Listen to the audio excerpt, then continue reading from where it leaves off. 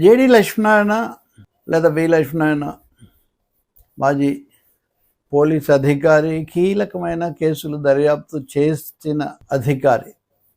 ఆంధ్రప్రదేశ్లో ఇప్పుడున్న పరిస్థితులు, నడుస్తున్న కేసుల మీద, అలాగే అధికారుల యొక్క పరిస్థితి మీద, రాజకీయ నాయకుల తీరు మీద కీలకమైన వ్యాఖ్యలు చేశారు. అవి ఆసక్తికరమైనవే కాదు, ఆలోచనాత్మకమైనవి, ఎలా ఆలోచించాలి అన్నవి కూడా చెప్తాయి.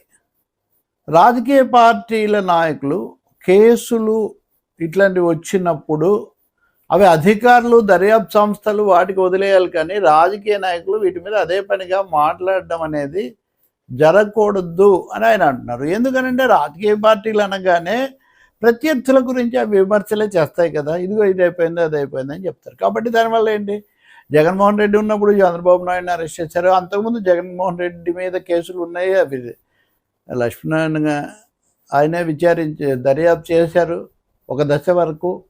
ఇప్పుడు మళ్ళీ జగన్ లిక్కర్ కేసు లేదా ఇంకో కేసు, వీటన్నిటిలో ఆయన జైలుకు పోవచ్చు, అరెస్ట్ అవుతారని చాలా తీవ్ర ఉధృత ఊహాగానాలు, రోజు కథనాలు వస్తున్నాయి. నేను కూడా మాట్లాడాను వాటి మీద, ఇలాంటివన్నీ ఉన్నాయి.